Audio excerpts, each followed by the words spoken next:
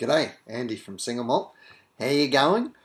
Um, you might notice a few additions in the room. My whiskey den, unfortunately, has been turned into my son's bedroom, so the surrounds are not quite as whiskey orientated as they have been in the past, but we still manage to have a few sessions in here from time to time, and I'm sure we'll have a few more as he gets a little bit older, but at this stage he's drinking mother's milk, and so am I, so it's not a bad matchup.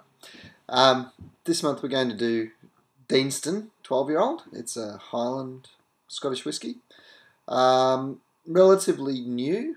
The building is a very old building. I remember we drove down there, and it's sort of, as you drive in, it's on the left-hand side, and it's really quite a beautiful historic building, but very different to any other sort of distillery I've ever seen. There's a beautiful babbling brook on the right-hand side, but this massive distillery on the left-hand side. It turns out that it was a cotton mill. It was originally built as a cotton mill, 1785. But it was eventually turned into the proper use for any building in Scotland, which is to make single malt whisky, and that happened in 1966.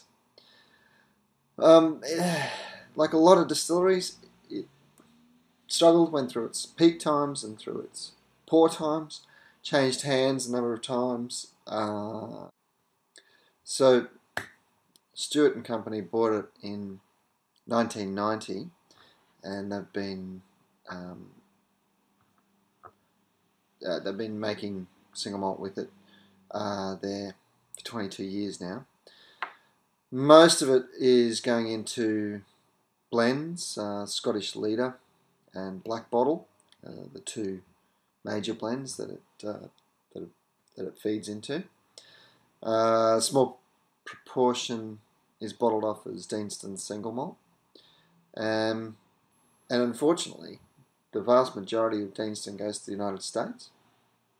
It's all aged in American oak, which makes it perfect for the US market, as they have that preference, I guess, or maybe they're just used to American oak as opposed to the rich sherry woods.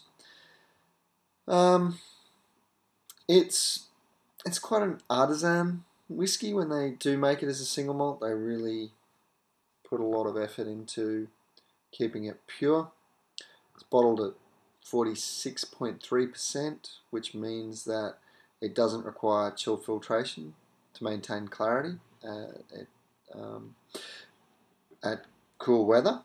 But if you do melt ice in it, so if you do have it on the rocks, you will get cloudiness into it, which surprises me, because usually a lot of single malts struggle with that in the US market. So these guys have kind of taken on a, damn it, we don't care. If you're going to drink it on the rocks, it's going to be cloudy. But that's the artisan way to do it. The thing that really makes this whiskey stand out, and what I'm looking forward to tasting, is that it's finished in new oak.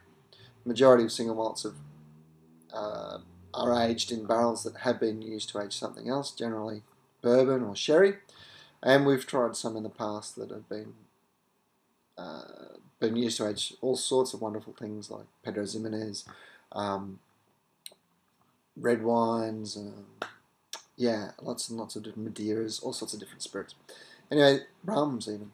This one is in barrels which has been used to age bourbon, but then it's finished for the last little bit in brand new oak, which hasn't been used to age anything at all. So you should get really intense oak flavours, because even though whiskies are aged for 12 years, the majority of the melding with the oak happens very, very early, and we get a lot of flavours coming out of the oak. So you should get lots of vanilla, and it should be very, very clean as well, with any unpleasant flavours just absorbed up straight away by that clean American oak. So let's have a look at it. Yeah, I like the packaging. These bottles are kind of reminiscent of the shape of the still. Sort of short and squat. So very, very nice. Very good marketing. You see straight away that it's a very pale colour, indicating American oak. Doesn't have that bronzy colour to it. Not a lot of nose. Just a little bit of lift. A little bit of alcohol coming off, 46.3%. I'm not surprised at that. Oh, my mouth's salivating. But really, some really fine sort of figgy characters coming up. But not a lot. Maybe some vanilla as well.